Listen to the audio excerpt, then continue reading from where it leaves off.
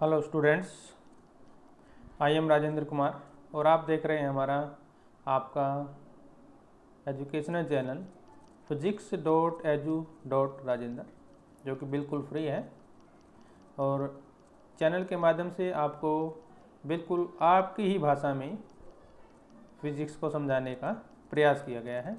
आप ध्यान से समझिए, बिल्कुल बारीकी से समझिए, आपको बिल्कुल समझ में आ जाएगी। आज हम शुरू करते हैं अपना जो फिज़िक्स 11th है उसका चैप्टर 1 चल रहा है हमारा, और चैप्टर 1 में हम लेके चलेंगे आज फिजिकल क्वांटिटीज एंड मेजरमेंट का टॉपिक्स है मेजरमेंट्स। वो टॉपिक हम शुरू करते हैं।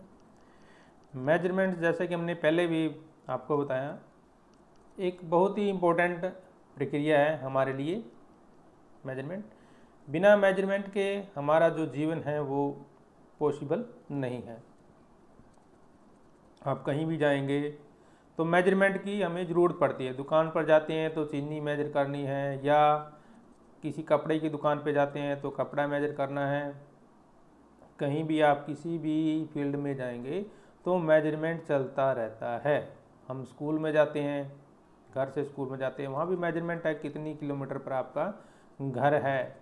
तो कभी डिस्टेंस मापनी होती है हमें, कभी वेट मापना होता है, कभी मास मापना होता है।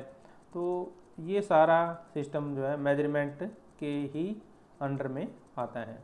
मेजरमेंट का मतलब हम सिंपली जो है कंपैरिजन से लेते हैं। मेजरमेंट एक तरह से कंपैरिजन होता है कि हम किस तरह से किसी वस्तु को कंपेयर कर रहे हैं। तो कल का जो हमने वीडियो किया था उस वीडियो में हमने मुख्य रूप से यूनिट्स के बारे में जाना था। यूनिट्स क्या होती हैं और कितने प्रकार की होती हैं ये, और उसमें हमने किया था बेसिक यूनिट किया था, फंडामेंटल यूनिट किया था, डेराइव्ड यूनिट किया था।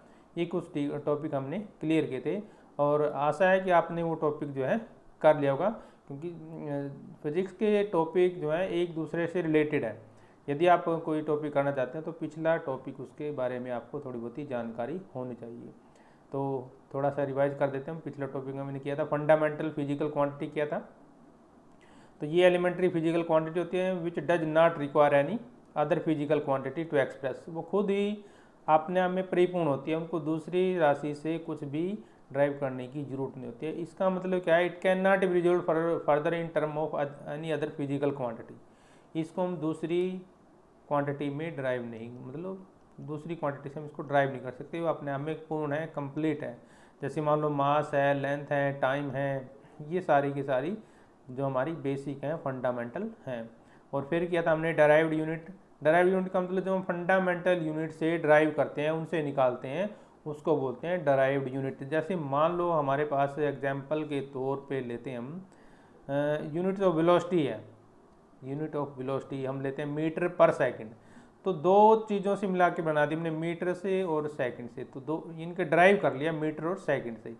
ऐसे ही जैसे डेंसिटी है, डेंसिटी को हम लिखते हैं किलोग्राम पर मीटर क्यूब लेते हैं, तो उसमें किलोग्राम यूज़ किया इनकी और मीटर यूज़ किया। इस तरह से हम इसको बोलते हैं डेराइव्ड यूनिट। इसके बाद हमने किया था system of unit. System of units में हमने किया था एफ पी एस सिस्टम।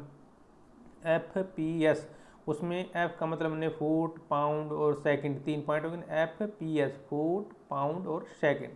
इसके बाद हमने किया था जो उसमें था जो टॉपिक था हमारा एम के एस में क्या था हमारे पास, एम के एस में एम का मतलब हमने क्या लिया था मीटर, और के का मतलब हमने क्या लिया था किलोग्राम, और टी एस का मतलब हमने सेकंड ले लिया। इसके बाद हमने एसआई यूनिट की थी। एसआई यूनिट हमारी बेसिक 7 होती हैं। 7 कौन कौन सी होती हैं हमारे पास, मीटर, किलोग्राम, ये नेम है, नेम ऑफ यूनिट हो जाएंगे।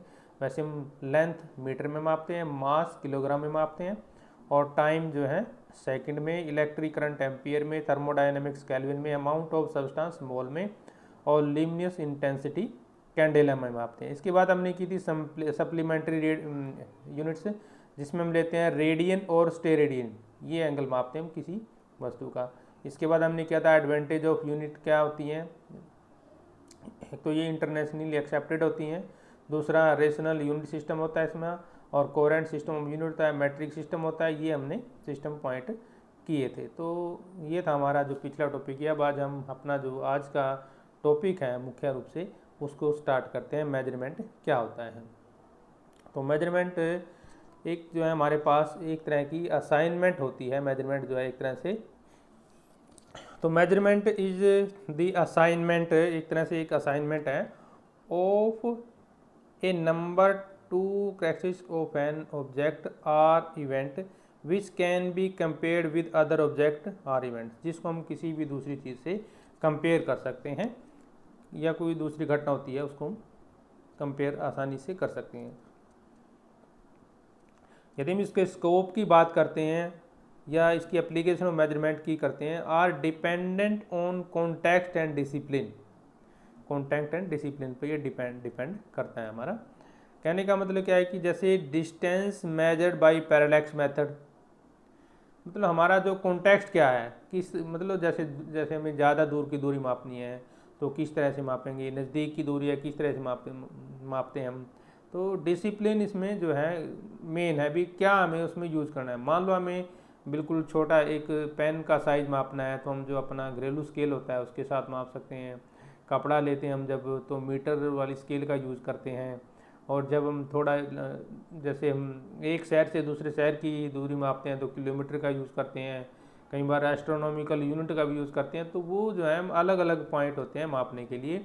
तो जिस तरह की हमारे पास सिचुएशन होगी उस तरह का हम डिसिप्लिन ले लेते हैं, उसी तरह का कॉन्टेक्स्ट ले लेते हैं। जैसे हम अभी एग्जांपल दिया हमने, distance measured by parallax. Distance measured by parallax is A special application of the principle of triangulation. ये जो प्रिंसिपल हमारा ट्रायंगुलेशन इसके ऊपर डिपेंड करता है। तो ट्रायंगुलेशन का मतलब क्या है, इसमें we knew that a triangle can be described completely if two angle and side are known. तो ट्रायंगल की जब हमने प्रॉपर्टी पढ़ी है तो ट्रायंगल की प्रॉपर्टी के बारे में पढ़ा है। जैसे मान लो हमारे पास ये कोई ट्रायंगल है, ये देखो ये कोई ट्रायंगल है हमारे पास, ये देखिए ये ट्रायंगल है हमारे पास। ये हमें जो है यहाँ से यहाँ तक की डिस्टेंस मापनी है, ठीक है ना, ये डिस्टेंस मापनी है। अगर हमारे पास ये डिस्टेंस हो और ये डिस्टेंस हो तो हम इस डिस्टेंस को माप सकते। या यदि हमारे पास ये एंगल हो और ये डिस्टेंस हमें पता है और ये डिस्टेंस पता है तो ये डिस्टेंस आसानी से निकल सकती है। या ये वाली पता है तो इस तरह से हम त्रिकोणोमेट्री का यूज कर सकते हैं। तो ये पैरेलैक्स मेथड इसी के संदर्भ में हम यूज करेंगे। पैरेलैक्स मेथड होता क्या है और किस तरह से इसको यूज करते हैं। पैरेलैक्स इज ए डिस्प्लेसमेंट और difference in the apparent position of an object viewed along two different lines of sight and is measured by the angle of semi angle, जो भी ले सकते हैं हम। इंक्लिनेशन बिटवीन दी, इंक्लिनेशन होगा तभी हम इसको लेकर चलेंगे। बिटवीन दी इंक्लिनेशन हम कैसे लेंगे, जैसे मान लो हमारे पास ये कोई स्टार है हमारे पास, ठीक है, और यहाँ पे हम खड़े हैं। तो दो साइड से हमने देखना। मान लो हमने यहाँ से देख लिया, ठीक है, फिर यहाँ से देख लिया, तो ये दो अलग अलग एंगल बनेंगे और इस तरह से हम ये डिस्टेंस निकाल लेते हैं इस एंगल की मदद से। तो इसको बोलते हैं हम inclination between two lines. Distance between two view point is called basis. दो पॉइंट के बीच में जो डिस्टेंस होगी उसको हम बोलेंगे बेसिस। इस मेथड का हम यूज कहाँ पे करते हैं, to measure the distance of planet. जो हमारे ग्रह होते हैं, प्लैनेट होते हैं, उनकी डिस्टेंस मापने के लिए, स्टार्स की डिस्टेंस मापने के लिए फ्रॉम द अर्थ। हमारी पृथ्वी से जब हमें किसी भी प्लैनेट की डिस्टेंस मापनी है या स्टार की डिस्टेंस मापनी है कि हमसे वो कितनी दूरी पर है। तो पैरेलैक्स मेथड में कैसे करेंगे, तो आपने थोड़ा सा समझ लेना है। हो अपने हाथों में एक पेन लो, अभी आप पेन लो हाथ में, साथ साथ आप इस एक्टिविटी को कीजिए। Hold a pen in front of your eyes. अपनी आंखों के सामने एक पेन ले लीजिए। Look at the pen by closing right eye. अब अपनी जो है राइट आई को बंद कीजिए और फिर पेन को देखिए, ठीक है। उसके बाद left eye what to do see, आपको क्या देखने को मिला। फिर दोबारा ऐसे ही हमने करना है राइट से और राइट से, दोनों को मतलब बार बार आपने देखना है। तो आपको क्या रियलाइज होगा, तो आपको क्या रियलाइज होगा कि मतलब जो पोजीशन ऑफ पेन है वो चेंज हो जाएगी with respect to the background. This relative shift in position of pen with respect to background is called parallax. इसको हम पैरालैक्स बोलते हैं। मतलब पैरालैक्स है क्या, आप दोबारा देख लीजिए। किसी भी ऑब्जेक्ट को आपके हाथ में एक पेन ले लीजिए, पहले एक आंख को बंद की, राइट को बंद कर लो या लेफ्ट को बंद कर लो, वो कोई सी भी कर सकते हैं। फिर दूसरी आंख से देखिए, तो आपको जो है डिफरेंस नजर आएगा दोनों में। कुछ न कुछ देखने में आपको ये लगेगा भी उसकी जैसे, ऐसा महसूस होगा आपको भी जैसे मतलब वो अपनी पोजीशन को बदल रहा है। जब बॉडी अपनी पोजीशन को बदलती है, जब हम उसको देखते हैं, तो उसको बोलते हैं पैरालैक्स। क्या बोलते हैं उसको, पैरालैक्स बोलते हैं। तो ये टॉपिक में यही लिखा, हम पढ़ते हैं। हम देखिए कैसे वर्क करता है। Hold your hand, close your right eye and place your extended thumb over a distance object.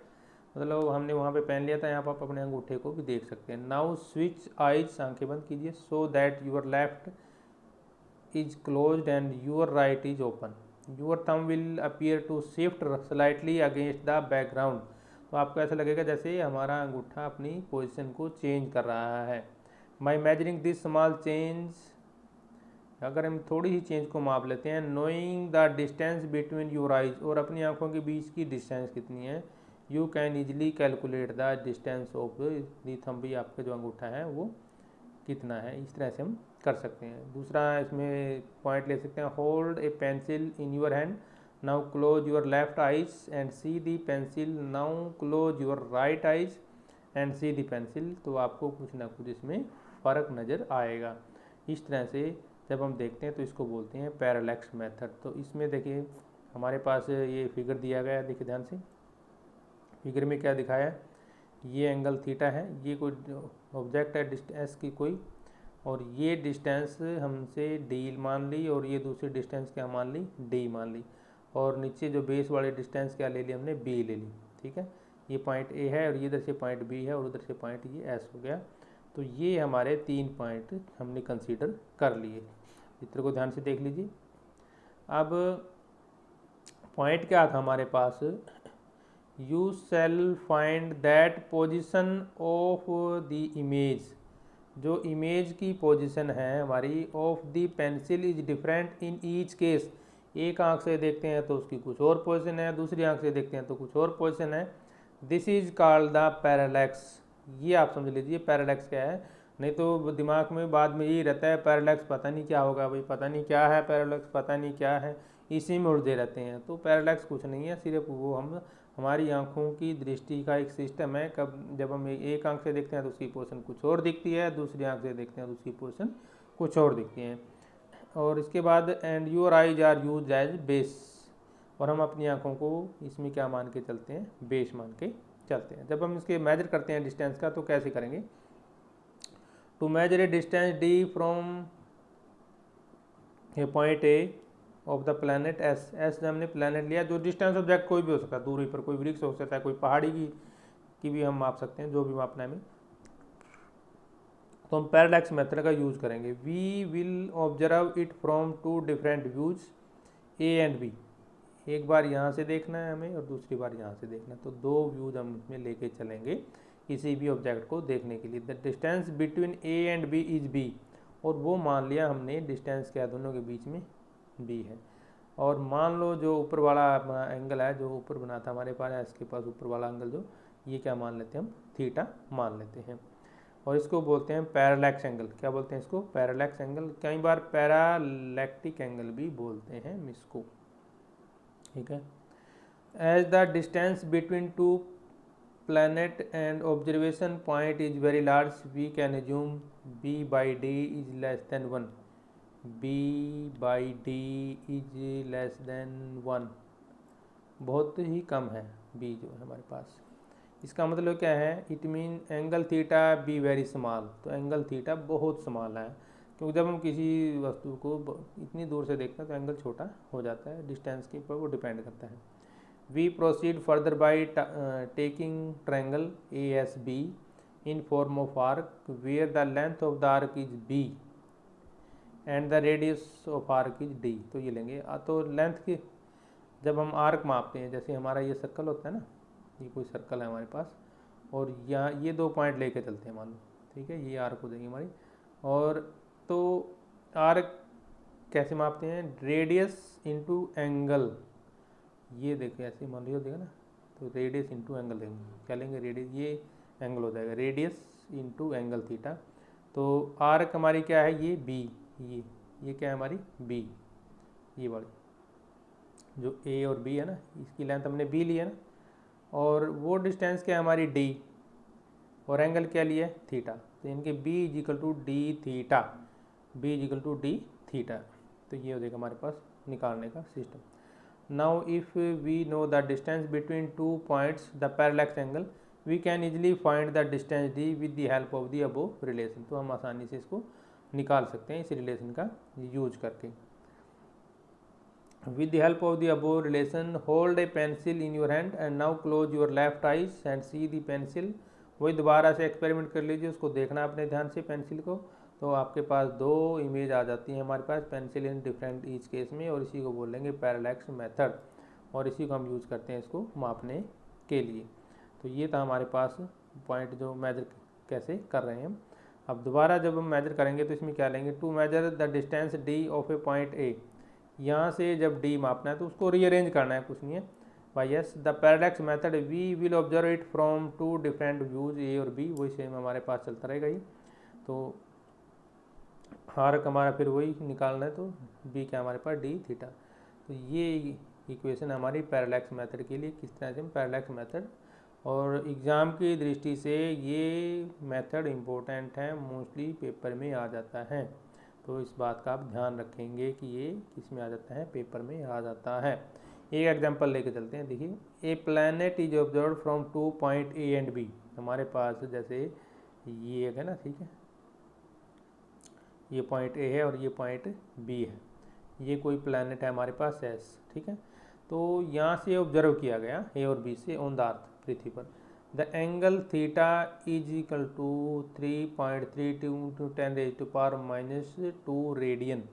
ये वाला जो एंगल है वो क्या है, इतने रेडियन है एस के ऊपर। जो एंगल ए एस बी की बात करें, एंगल इस एंगल में, ठीक है। Find out the distance between the earth and the moon. तो भाई हमारे पास एंगल दिया हुआ है और हमें डिस्टेंस निकालनी है, मून मान लिया उसने तो एस को, ठीक है। तो वी हैव थीटा हमारे पास कितना है, ये radian.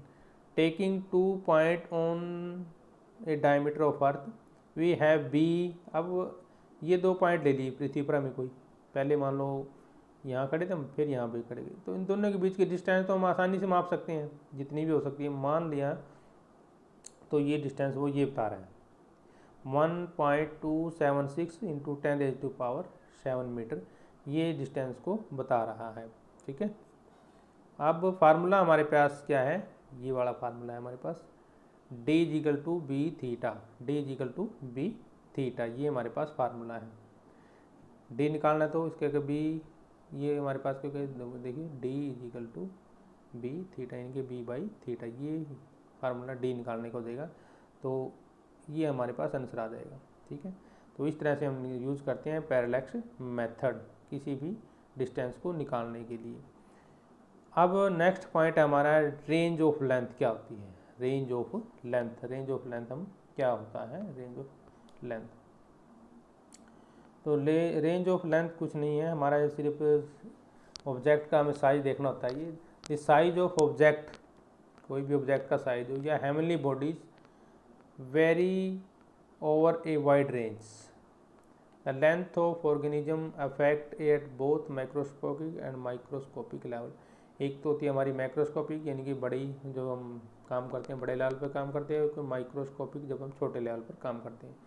For example size of universe is, हमारे पास कितना है, लगभग 10⁻26 मीटर है हमारा जो यूनिवर्स का साइज है। जबकि हम एक कोई टाइनी मोलिक्यूल लेते हैं, उसका साइज कितना है, 10⁻⁻14 metre.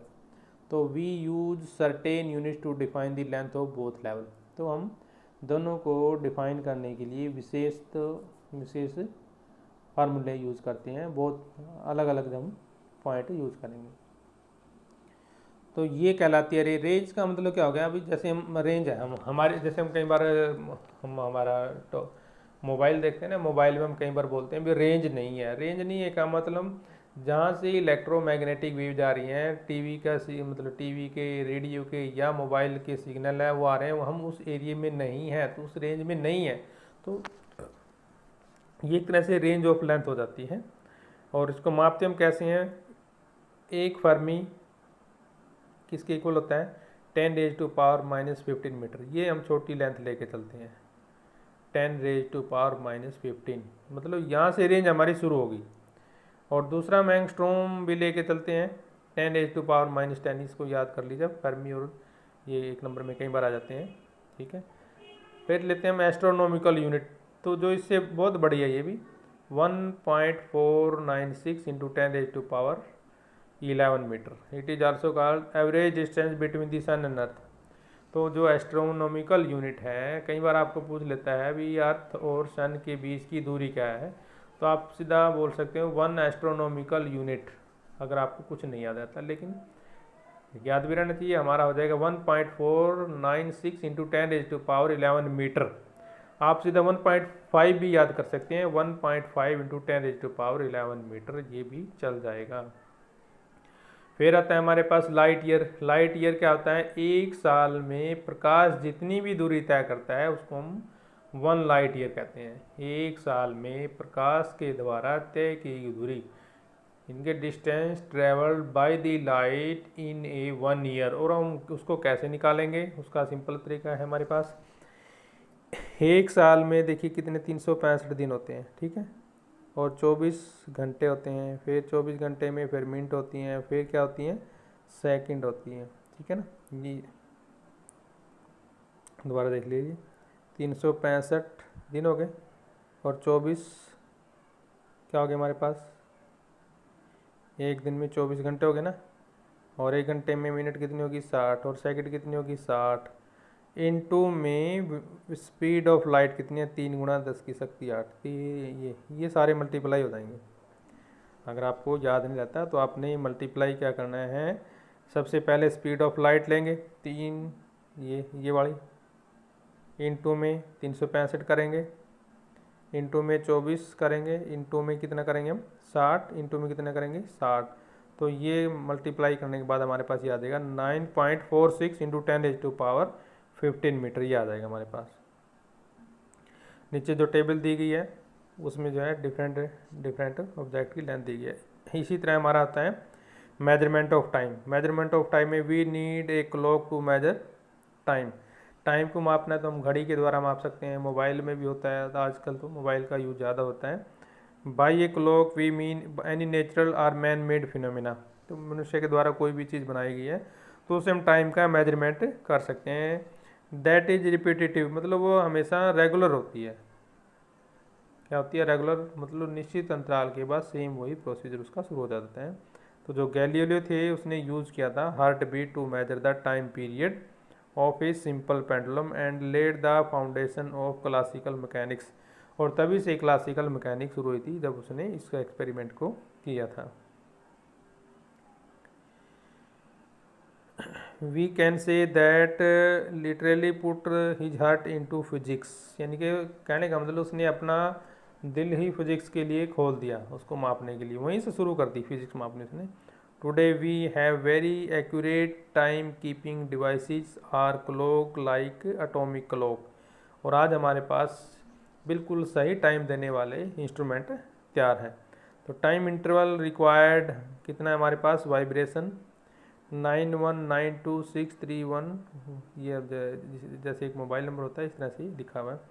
Vibration of radiation of corresponding to the transmission between two hyperfine state of the cesium-133 atom in 1 second, ये होता है हमारे पास सिस्टम। अब स्मॉल डिस्टेंस मापने के लिए क्या सिस्टम यूज करते हैं, very small distance like size of molecules, radius of atom can not be measured with the help of instrument like vernier caliper, screw gauge, spherometer, ये हम आपको लैब में दिखाएंगे, फिर देखेंगे क्या होते हैं। इसको हम माइक्रोस्कोपिक लेवल भी बोलते हैं। This distance in optical microscope can not measure these distance, और ऑप्टिकल माइक्रोस्कोप भी डिस्टेंस को नहीं माप सकती। इतनी छोटी डिस्टेंस होती है तो हम फिर कैसे मापेंगे। In optical microscope visible light is use, whose wavelength is order of 10, ये हमारे पास 6 × 10⁻⁻⁻⁻⁻⁻⁻⁻⁻⁻⁻⁻⁻⁻ metre, hence we can not, इसका हम यूज नहीं कर सकते। ठीक है, तो ये हो जाता है हमारे पास। भाई जैसे हम छोटी वस्तुओं का साइज हम कैसे मापेंगे। Light will pass through such object instead of being scattered, तो इनमें से वो लाइट पास होती है जबकि वो बिखरती नहीं है। तो साइज ऑफ मॉलिक्यूल कैसे निकालेंगे, देख लेते हैं क्या सिस्टम है साइज ऑफ मॉलिक्यूल निकालने का। तो ये प्रोसेस दिया हुआ है।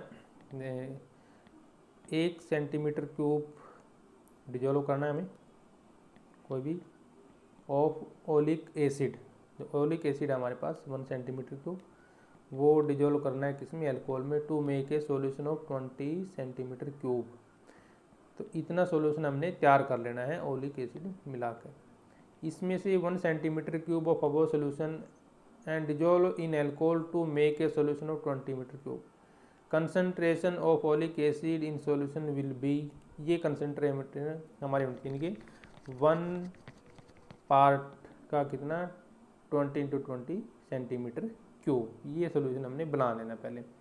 अब जो ये सोल्यूशन बनना है उसको हमने स्प्रिंकल करना है किसको, lycopodium powder on the surface of the water in A trough and put 1 drop of above solution, फिर उसमें से 1 ड्रॉप हमने उसमें डाल देनी है।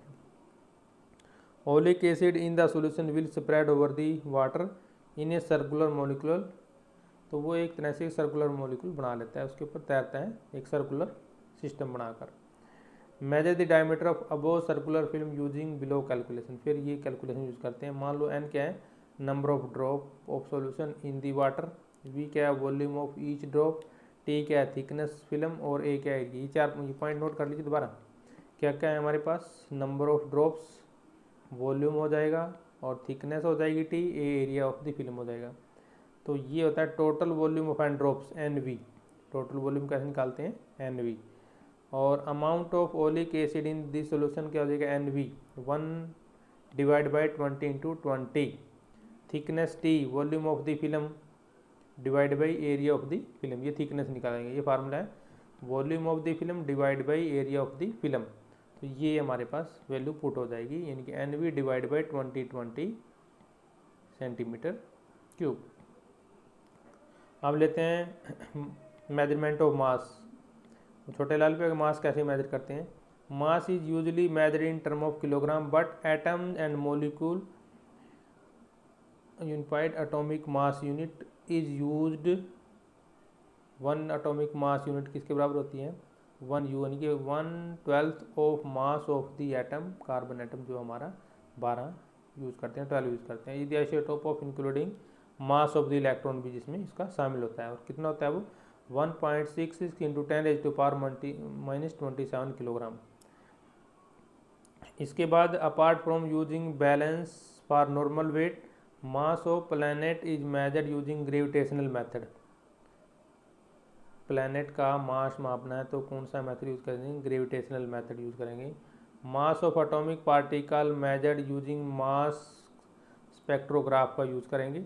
और radius of trajectory is proportional to mass of charge particle moving in a uniform electric and magnetic field.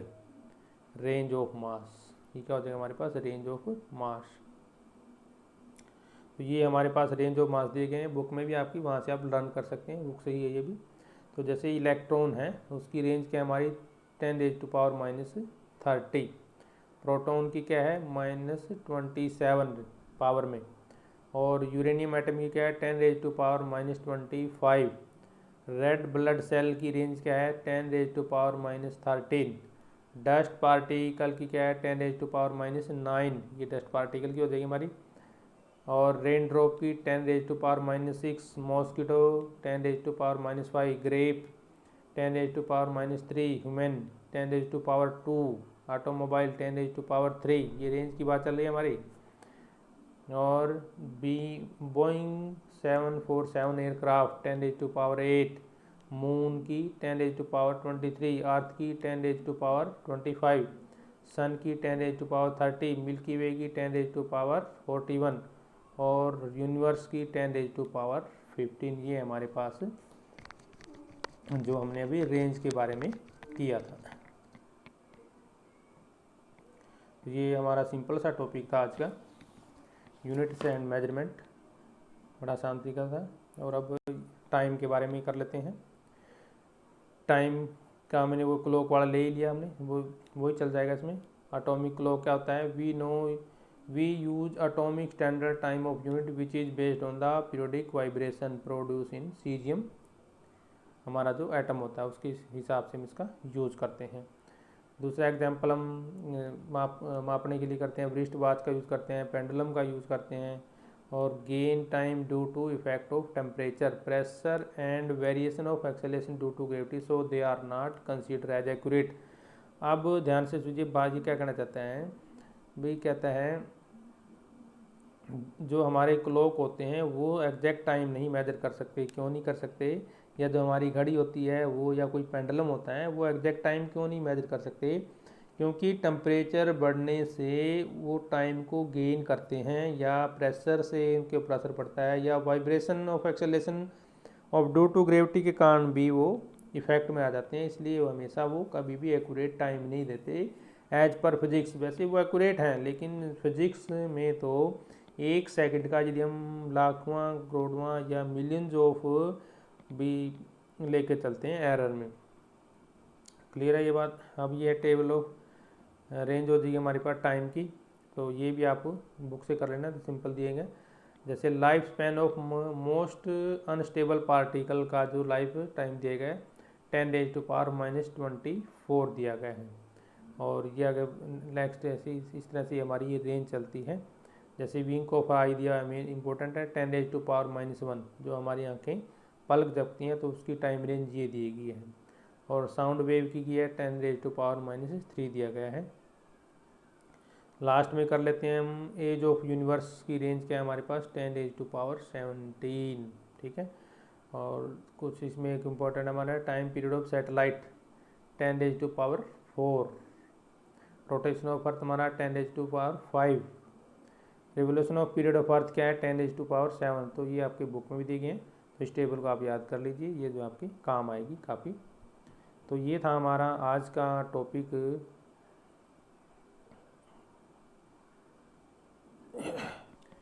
तो ये था हमारा आज का टॉपिक। इसमें हमने जो मेन पॉइंट कवर किए थे उसमें हमने लेके चले थे मेजरमेंट, और मेजरमेंट में हमने क्या क्या यूज़ किया है।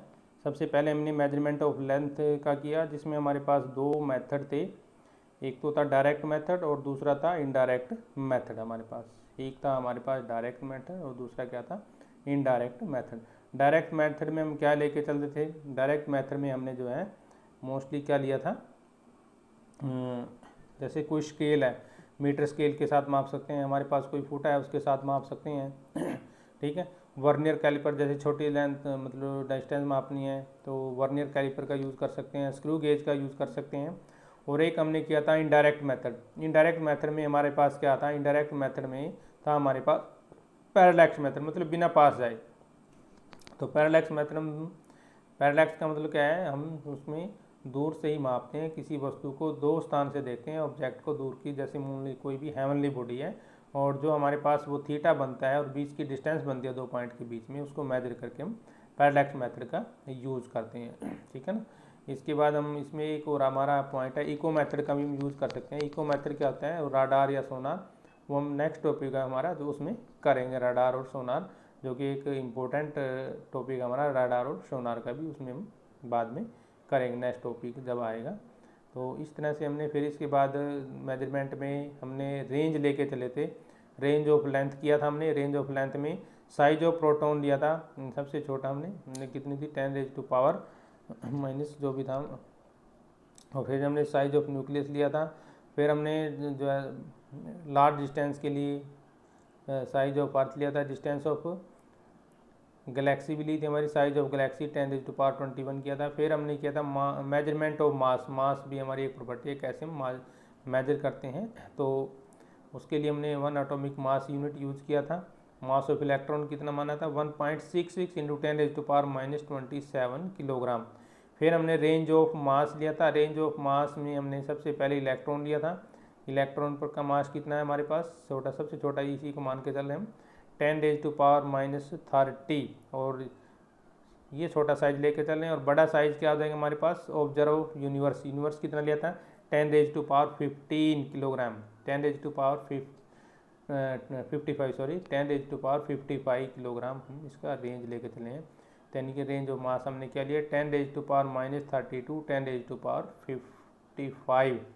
और मेजरमेंट ऑफ टाइम भी हमने इसी तरह से किया था। टाइम मेजरमेंट के लिए हमारे पास दो तरह के सिस्टम, एक तो हमारे पास लोकल रिस्ट वॉच होती है, मोबाइल होती हैं, घड़ियाँ होती हैं, और दूसरा जो हमारा सीजियम क्लॉक था वो हमने लेकर किया था। तो ये था हमारा आज का चैप्टर, बिल्कुल आसान चैप्टर था मेजरमेंट और बेसिक बात थी इसमें। और ये हमें जो है जब हम फिजिक्स को स्टार्ट करते हैं तो बेसिक पॉइंट जो है मेरे क्लियर होने चाहिए, तभी हम फिजिक्स को अच्छी तरीके से अंडरस्टैंड कर सकते हैं। तो समझते रहिए और खुश रहिए। नेक्स्ट टॉपिक के लिए फिर हम हाजिर होंगे, तब तक के लिए